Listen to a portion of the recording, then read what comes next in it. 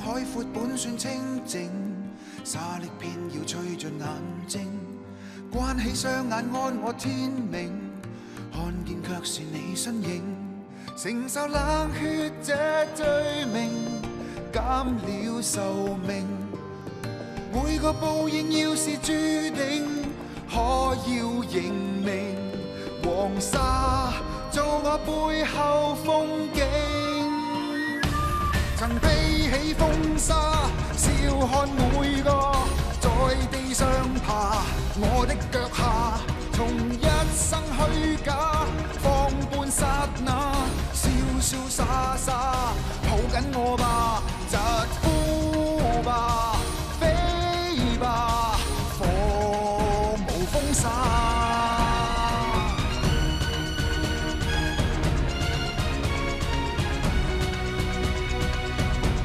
仍想要留下說多句夢話，門外卻是我天下。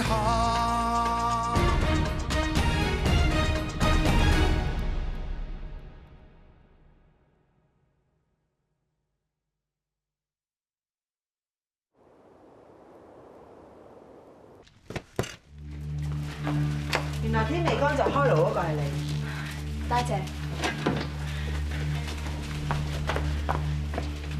婆婆都講過，以後呢啲功夫你唔使再做咯。你咁早起身做咩啫？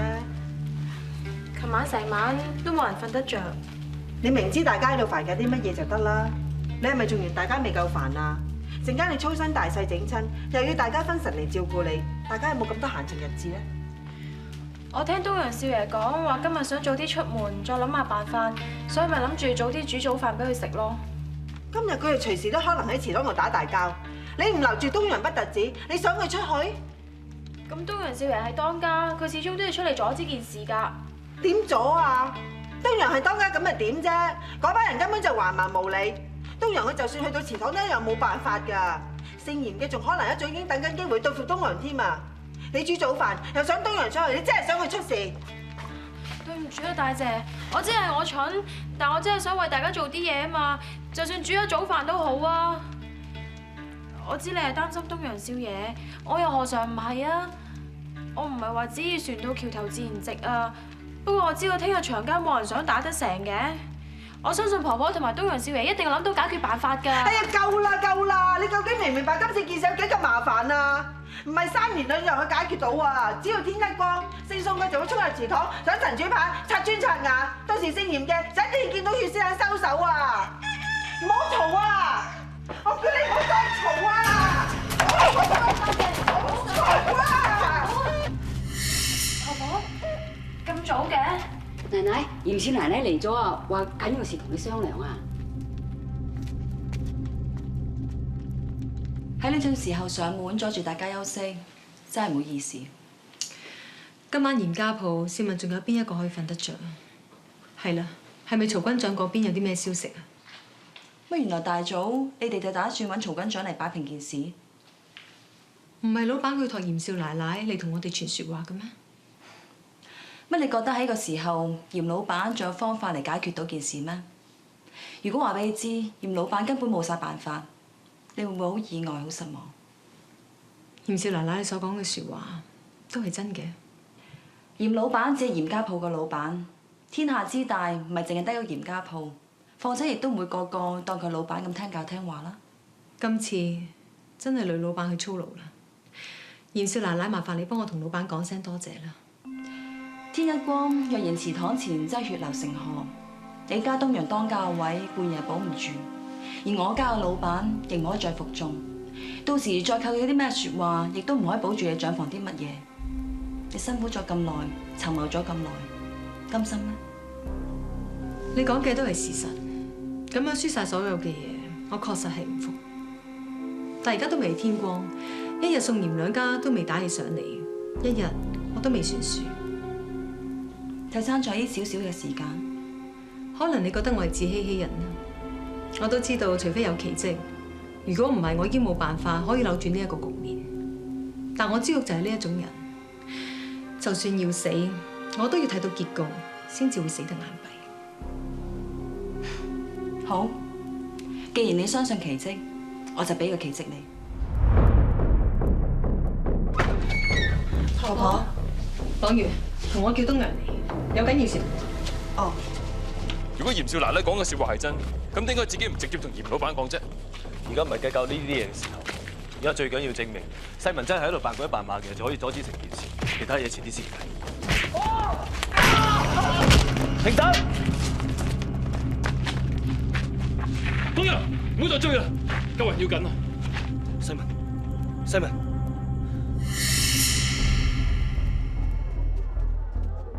大夫話世民收得好重，冇咁快醒翻。正如嚴少奶奶所講，若果成件事由五叔同世民搞出嚟嘅，咁即係話好有可能五叔唔知點解知道泄漏咗風聲，就派人打斷世民隻手，當你冇證據反駁。我哋而家就會揾五叔講清楚。而家係咪五叔主使嘅已經唔重要，最重要嘅係點樣先可以阻止等陣間兩族人嘅打鬥。但我哋而家無憑無據，點同我哋講清楚啊？我有辦法。你識得嚟揾我，你應該知道阿爹嘅一番苦心。阿爹，萬喜知錯，萬喜唔應該唔聽你嘅説話，萬喜唔應該唔逆你嘅意思。報應，真係報應。教不嚴，父之過。其實你咁衝動行事，我都應該有責任。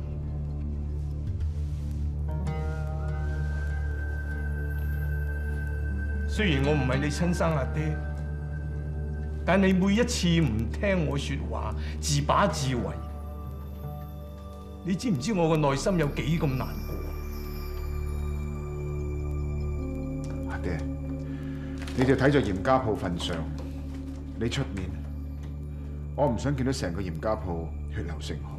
你而家先至嚟求我，早啲可能仲有辦法。到咗而家呢個咁嘅地步，阿爹，做大事一定要夠狠心，所以到時唔可以留任何情面。總之呢個辦法唔得啦。東陽講得啱，呢一件事唔可以咁行。但係實情我哋冇得揀。世民喺華大夫嗰度昏迷不醒呢一件事，仲有邊一個人知道？我哋怕五叔仲會暗中揾人落手，所以冇同世民屋企人講，世民已經搬咗去洋店。我諗佢哋以為世民仲喺我哋屋企嘅。好，你去叫順安請五叔過一過嚟，你就同東陽兩個依計行事。依兩，頭先你又話呢個辦法唔得嘅。如果單單借你哋兩個行呢一個方法，當然唔得啦。阿爹，我真係冇辦法。我向你跪地斟茶認錯，我係唔想見到嚴家鋪因為呢件事有人而死。其實有冇人死，呢場交打唔打得成，祠堂拆唔拆並唔重要，係咪啊，萬喜？最重要嘅就係你仲想做嚴老闆，係咪？就算要斟茶認錯，都唔係而家呢個時候。既然今朝祠堂會發生件咁大嘅事，你身為嚴老闆，斷斷唔可以置身事外，去處置咗呢件事先。之後，如果佢哋仲要打，你都冇辦法。總之阿爹應承你，無論今次死幾多人都好，你翻咗嚟之後，仲可以做嚴老闆。去。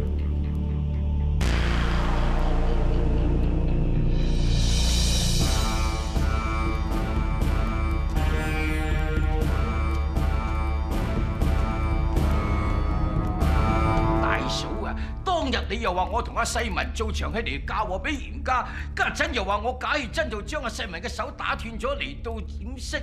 哎呀，大嫂，你究竟係聽啲咩人講啲咁嘅嘢啫？計我話呢，就梗係嚴家呢，佢作賊心虛，打咗人推三推四嘅啫。姓嚴嘅上過門，五叔你都知，你真厲害。不過我想話俾你知，頭先我所講嘅每句説話，都唔係姓嚴嘅話俾我知嘅。係宋世民佢今朝親口話俾我知，佢仲將你嘅計劃全部講晒俾我知添。如果你真係要怪嘅，你就怪你自己一個堂堂大男人，做事婆婆媽媽。尋晚你就應該豁出去將佢打死，只有死人先至唔告。我唔信，我點都唔信㗎！佢冇理由咁清醒同你講咁多嘢。如果真嘅，你叫佢而家出嚟同我對證啊！我大早到家下都只係同五叔你講，世民佢再次遇襲啫。我幾時話俾你聽佢俾人打到不省人事啊？睇嚟我都唔需要再多講説話㗎啦，五叔。我知你一向都唔服我哋長房，可能先會一時意氣。但你知唔知你咁樣做，如果俾宋嚴兩家知道嘅話，你真係覺得你仲可以立足喺嚴家鋪？五叔，事到如今，你仲係想幫我哋姓宋嘅，仲係想幫自己撥亂反正嘅話，相信就只有一個辦法。無懼，後尾話我哋打傷宋世民啊！如果唔係你哋班衰人做啊，唔通我哋自己人打自己人啊？呢班姓宋嘅人成日無事生非，有咩做唔出啊？咪係咯，張周二仔，你哋淨係識一分錢，你哋啊仲衰過我哋屋企有個畜生啊！你講咩啊？如果唔係我哋祖先大公出手，你哋嚴家鋪一早就屍橫遍野啦！我哋入去攞翻民主牌，同埋拆翻我哋磚瓦瓦。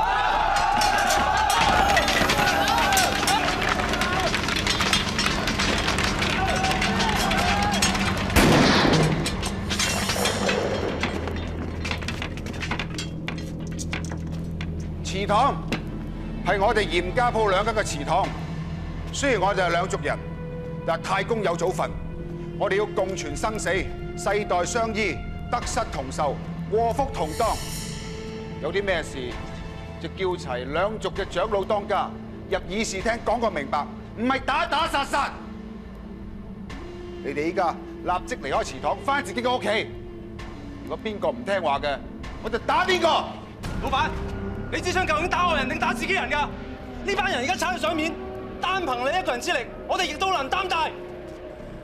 係嘅話，就等我呢個宋當家同嚴老闆一齊擔帶。宋當家，咁發生咩事啊？點解綁住東升啊？打世民嘅唔係姓嚴嘅，係佢。宋當家，而家唔係話立亂揾個人出嚟認罪就得㗎，我哋唔會信㗎。係咪我立亂揾個人出嚟認罪？你哋自己問佢啊！宋世民欺負黃大叔同小琴，仲處處針對我。莫講話係佢，仲有佢啲同黨，我一個都唔會放過，全部都係我做嘅。仲有啲謠言係我放嘅，呢啲兩族人根本一開始就唔信大家，你哋信，只怪你哋蠢啫。根本都冇憑據，唔俾你同嚴萬禧打龍通啊！你想開煙花廠嘛？而家揾個兄弟出嚟頂，做大戲啊！係咯，瓜田李下，你求其捉人翻嚟，好難令大家相信嘅喎。佢唔係我捉翻嚟嘅，五叔，係我查出真相，所以我請當家出嚟，捉個東升嚟呢度同大家對證。相信大家都知道，我宋離貴一向以來同當家好多意見。不過今次呢一件事係千真萬確，袁老闆，對唔住，估唔到呢件事無端端將你同族上下嘅人都牽連在內，實在係我哋不足。既然呢個係誤會嘅，我哋嚴家係唔會追究。不過我唔想再有呢啲事發生，帶你啲人走，唔走得！佢呢兩豬搞事搞鬼，唔可以咁容易俾佢走。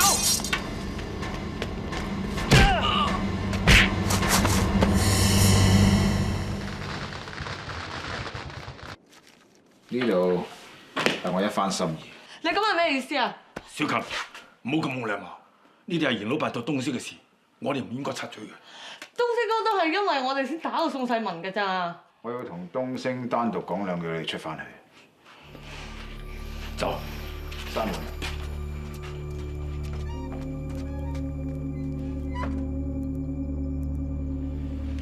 我知唔係你打宋世民，我唔理你點解要咁做，但係你已經幫咗我一個好大嘅忙。你錯啦，我要幫嗰個唔係你，我幫宋東陽啫。錢嚟收飯，我唔會要嘅，亦都唔使介意，我欠你呢個人情。喺呢個時候，你仲要講啲咁嘅説話，你知唔知？你一句大話救到東洋嘅當家位，但係救唔返自己。依家嚴宋兩族都唔容許你留低，你係通緝犯，你自己好清楚。你仲有邊度地方可以去啊？如果你再想留喺嚴家鋪，只怕得我一個可以幫到你。句句説話都為人為事，真係好聽，但係其實咪為自己。為自己？錢我唔會要㗎，就算你喺出面幫我講説話，我都唔覺得你幫緊我。唔好講下講説話坦白，經歷過咁嘅場面，就算嚴老闆自己都覺得險啦。如果我係你，我都會好心急，想即刻成下，過咗呢一關。自己嘅説話仲冇人相信，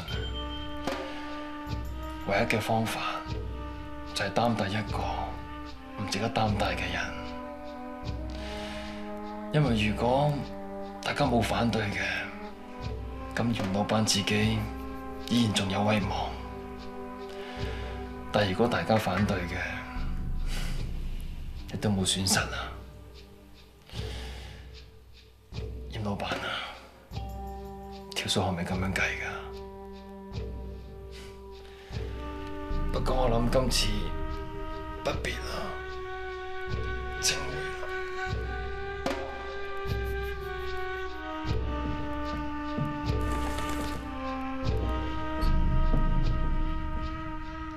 阿爹，係萬希啊！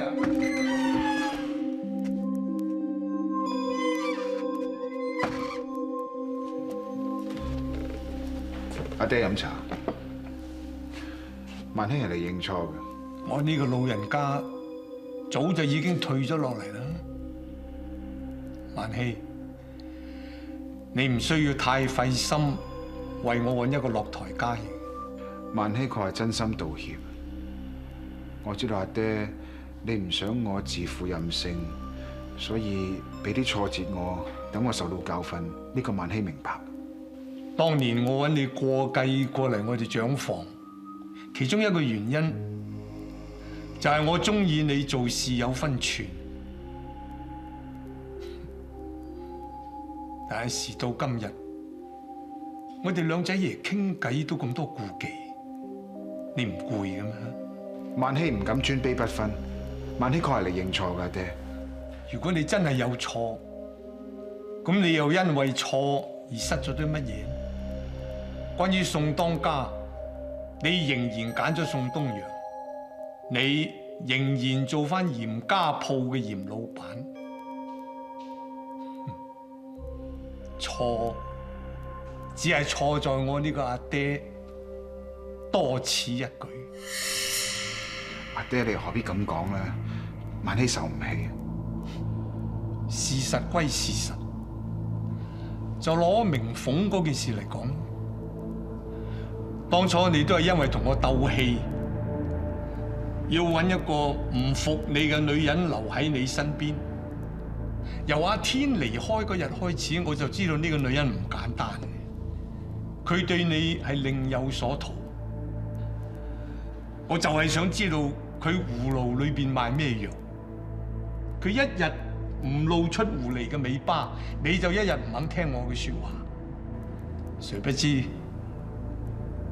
又係我錯，我睇錯人。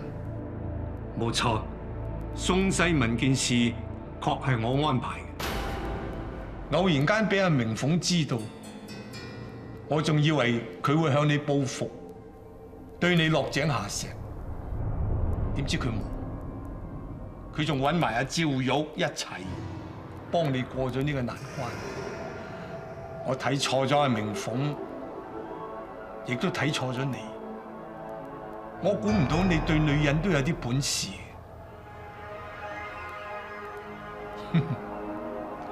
去到呢個地步，我唔認老都唔得㗎。所以我頭先話錯不在你。呢杯茶我都冇本事飲。阿爹啊，算啦，算啦。道理就好似養鴿一樣嘅啫。啲鴿既然養熟咗，一時三刻佢哋唔識飛翻嚟，我都唔應該擔心，亦都唔到我擔心。我都要有啲時間習慣一下先得。佢哋中意點飛咪點飛咯。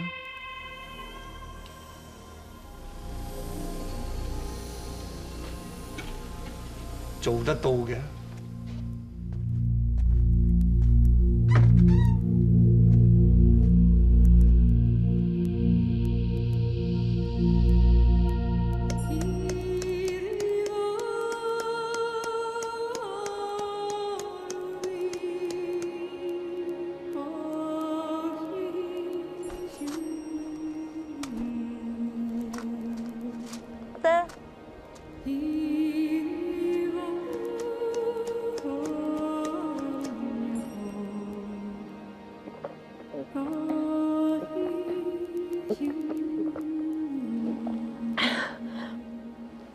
唔該晒，真係。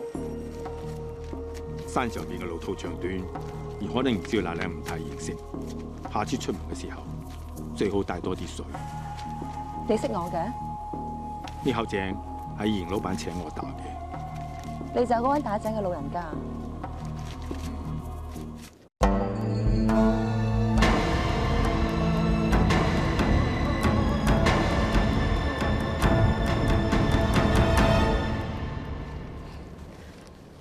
其實你打口井都唔使咁着力啊，得唔得都唔會有人怪你。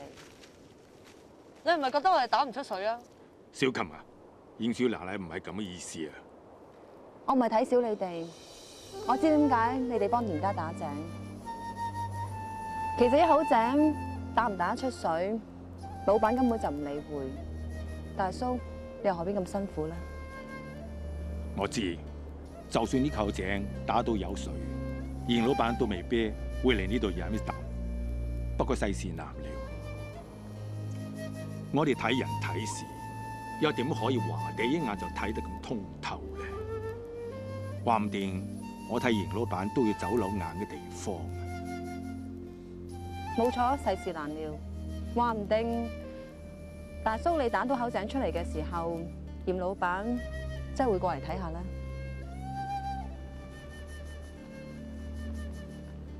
都差唔多啦，我都要上路，唔該晒。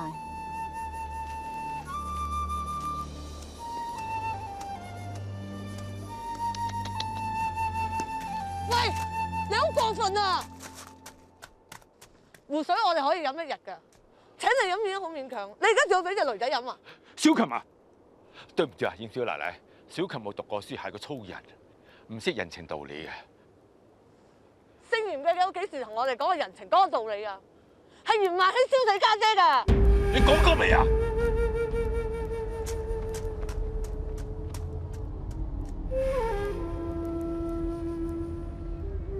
大叔對唔住，水用晒，我哋早啲休息，翻上山都係一樣嘅啫。我講對唔住，唔係只係單單講啲水。嚴少奶奶係嚴老闆嘅親人。嚴老闆佢做過嘅事，向我哋父女眼中係啱係錯，嚴少奶奶又何必去理會呢？一件事嘅是非黑白，唔在乎做嘅人係你邊一個，而有所分別。一個作惡多端嘅人，都可以係真心真誠嘅去扶持子孝，唔通我又去強求佢嘅親人，抹殺一切，去否認佢嗰份真心？要去憎恨一個同時令你放唔低嘅親人，本來就係痛苦。佢哋已經喺度為難緊自己，我又何必去加一把呢？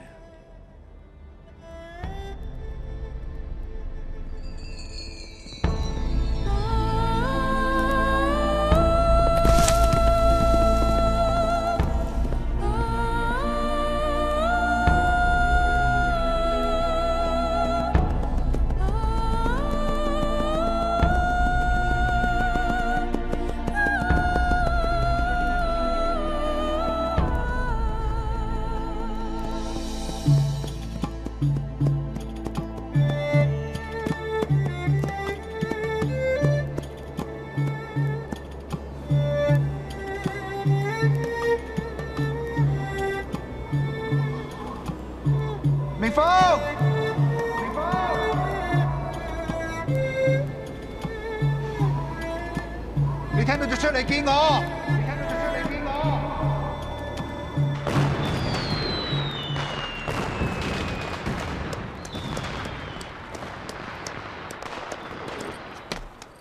老闆，你翻咗嚟。小拉翻咗嚟。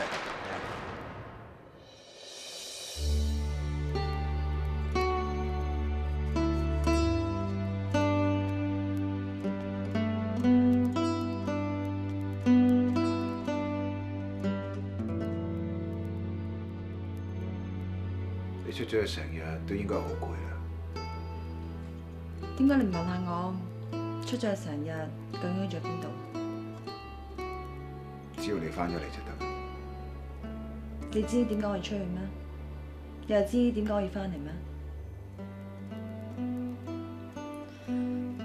聽陳掌櫃講，今日祠堂件事終於都叫做化解咗，係咪啊？係，總算係告一段落。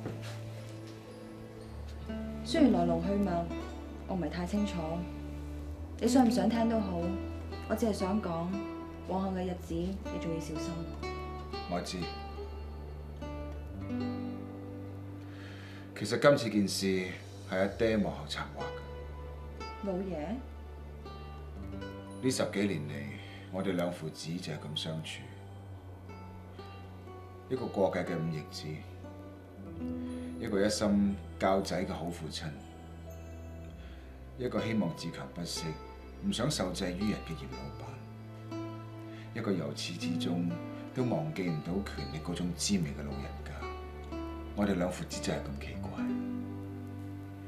而我由18歲開始過繼長房之後，就係咁樣學做人。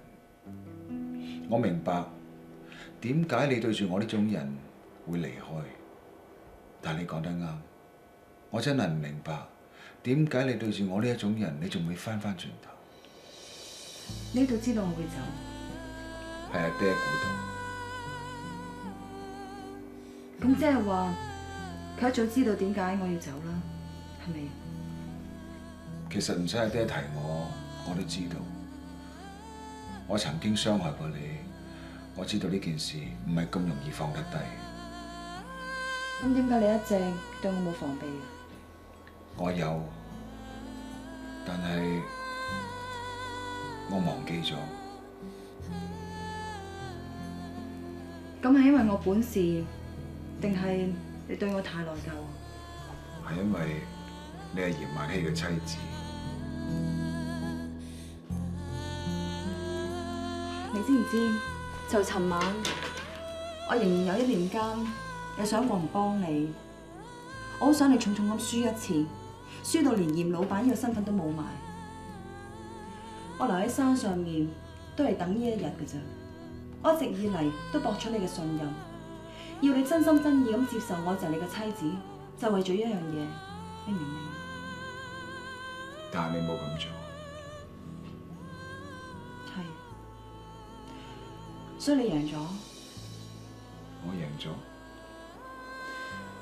你明唔明？一個女人，佢終於唔可以唔承認，佢係真心真意咁中意咗個壞人。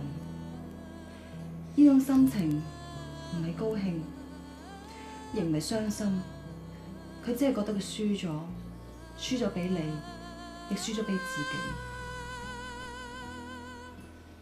我今日真係好攰，我翻去房先。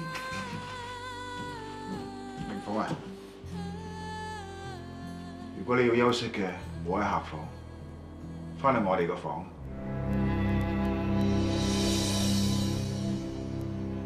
少奶啊，你唔好怪阿靜多嘴啊，其實咁樣都幾好啊，兩公婆搬翻一齊瞓，我睇老闆嘅脾氣一定會越嚟越好嘅啫。係咩？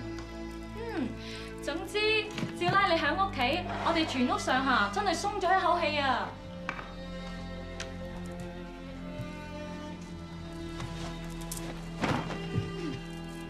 阿靜啊，係點解嚴老闆件衫咁多沙塵嘅？哦，我聽陳掌櫃講，佢話老闆佢之前騎馬出過去揾少奶你啊，唉，揾到成身沙塵，睇怕去到好遠頂啦。件衫我污糟噶啦，等我拎去洗啊。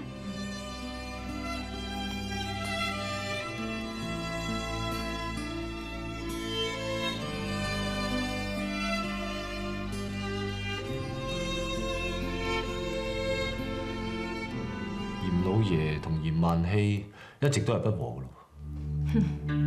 嚴家比我哋宋家更大眾，人丁更多。我哋8、9房3、4代，上上下下加埋都唔夠1000人，就已經出咗宋世民、宋五叔呢2個人嚟同你作對。嚴氏父子嘅過繼父子情，又點到你同我可以了解到咁多？如果呢場交打得成嘅話，我哋只係做咗佢哋2父子嘅磨心，做咗佢哋2父子嘅替死鬼嘅啫。總之佢2父子嘅事唔會就咁完，以後我哋能唔能夠明哲保身，就靠你㗎啦。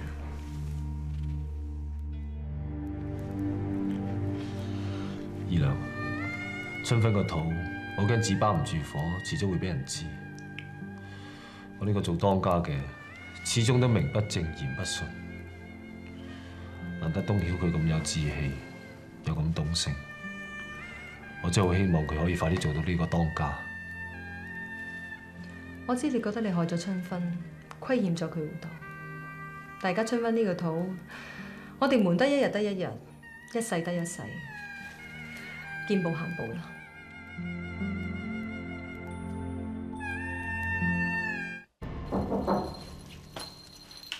入嚟啊！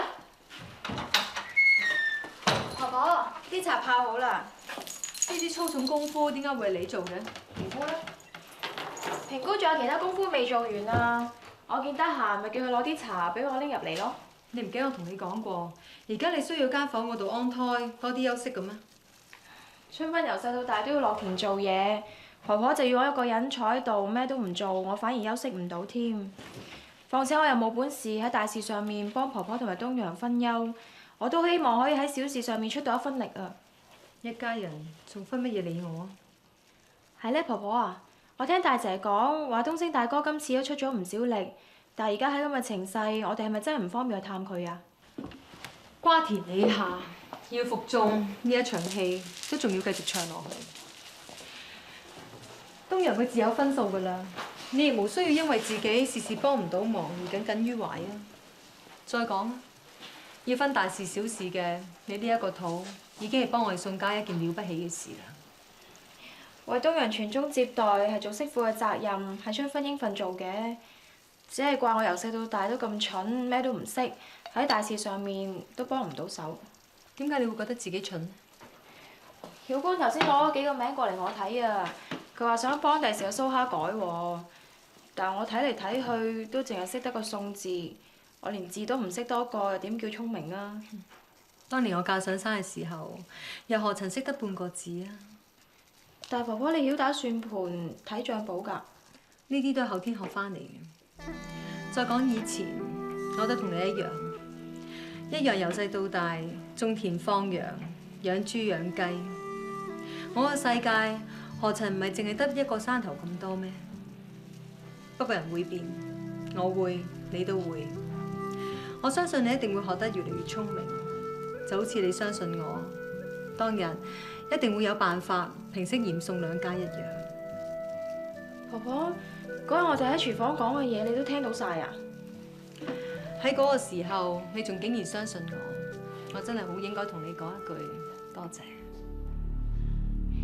春芬唔敢祈求自己會變得聰明啊，只係希望第時嘅蘇克出世可以好似婆婆咁樣對人對事都咁有心思，咁我就安樂啦。婆婆你唔使擔心㗎，我知道㗎，我知道呢個胎對宋家好重要，所以我一定會好小心看胎。婆婆你唔使擔心㗎。春芬啊，你幫我睇下點解朗月咁耐都未入嚟嘅？哦，對唔住啊，婆婆，我遲咗。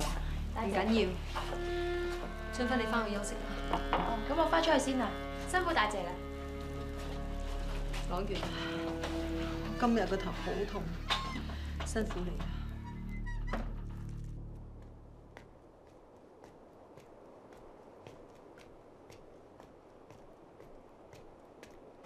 我煮咗安胎茶俾你，飲咗先行。唔該，大姐。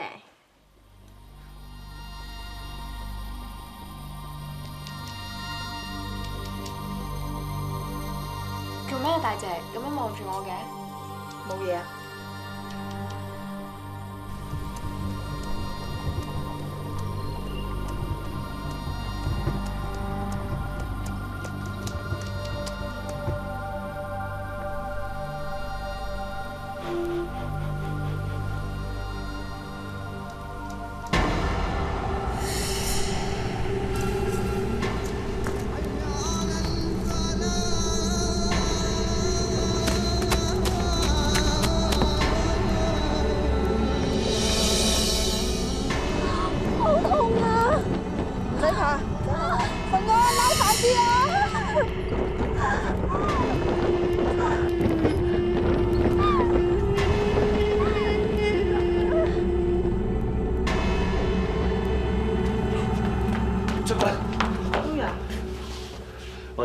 點啊？陳老家，細少奶嘅身子好虛弱，個胎好唔穩定，所以保唔住，對唔住。我而家開咗2劑補藥，俾細少奶等佢慢慢保養下個身體，慢慢再打算。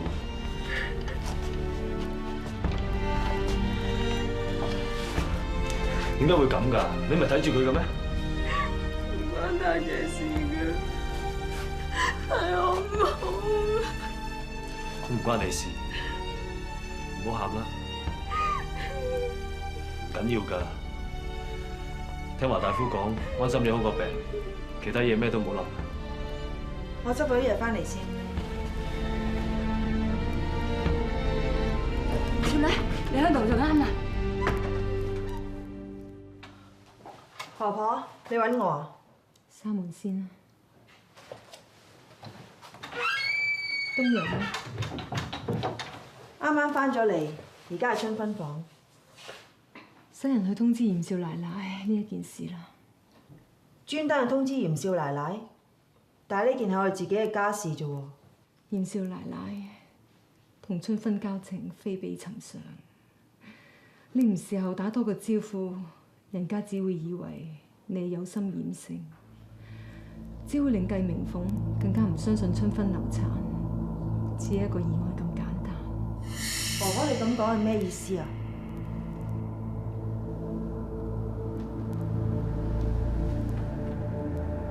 春分個肚係你落手㗎係咪啊？唔係啊，我點會咁樣做？我冇咁樣做過，唔關我事㗎。婆婆，你就算俾個天我再打，我都唔夠膽咁做啦。春分個肚對我哋宋家咁緊要，我點會想我冇咗蘇蝦啫？我入咗宋家咁耐啦，我點會咁樣做啊？以前嘅朗月，我絕對唔會相信會咁做，但係今日嘅朗月，連桂蘭都敢殺嘅，我唔知你仲有啲乜嘢係唔敢做。點解一講到桂蘭，你就粒聲都唔出？桂蘭嘅死我早就懷疑，原來真係俾我估中係你。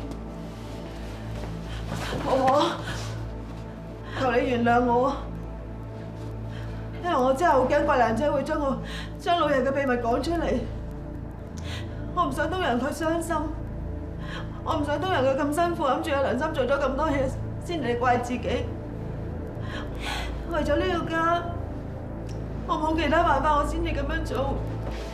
如果我一樣為咗呢一頭家，當日我就唔會將桂蘭火化，幫你毀屍滅跡。你以為我唔知道你殺人係有原因咩？但係嗰個係春分嚟嘅，佢唔係桂蘭啊！冇啊，婆婆，你信我，我真係冇做過啊！春分嗰度真係唔關我事㗎，我諗都冇諗過要害春分，我為咗咩理由要害佢啊？因為你怕蘇蝦出世會露出馬腳，因為你怕春分佢遲早知道呢一件事會對仔房不利，因為你怕東陽會愛上春分，佢唔再愛你啊！你信我真係冇，你信我，我認桂蘭姐係我殺嘅，我認我係妒忌東陽同埋佢對我咁好，我認係想為東陽佢留一點後代，我真係從來冇諗過要愛春分。我知道婆婆你同埋東陽佢都咁愛錫春分，我就算知道我心幾唔舒服都好，我都一樣要好似你哋一樣要照顧佢。我真係冇，我冇愛過春分嘅，你信我真係冇啊！我冇愛過佢，我可以信我好啊！婆婆唔係唔信你，要為咗呢頭家，婆婆只係唔想你一錯再錯。既然春分呢一件事真係一個意外嘅話，我哋更加唔可以俾其他人以為係你有內情，尤其是係東陽啊！你講嘅嘢係咪真㗎？東陽啊！東陽啊！走啊！原諒我，你原諒我，你信我，我真係唔想咁樣做。老爺對桂蘭姐唔住，桂蘭姐一定會俾件事平息㗎。所以你就落手，你話俾我聽，你點樣落手？用刀落刀，一係用自己雙手捏死佢啊！我得意要將桂蘭火化，然後就要同你一齊去掩飾一切。你點可以咁冷靜去做㗎？呢個係咩家？你啲咩人嚟㗎？冇啊！走啊！東陽！願住你原諒我。就算死，都唔可以改變一切啊！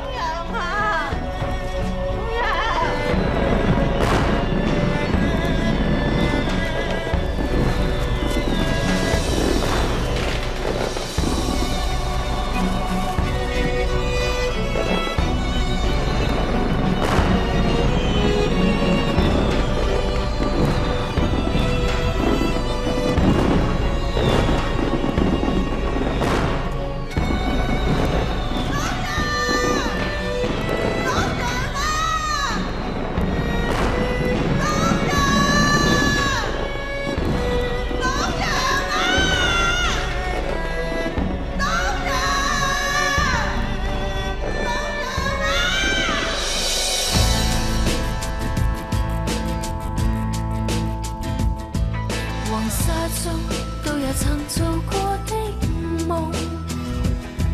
黃土埋着約誓於情路。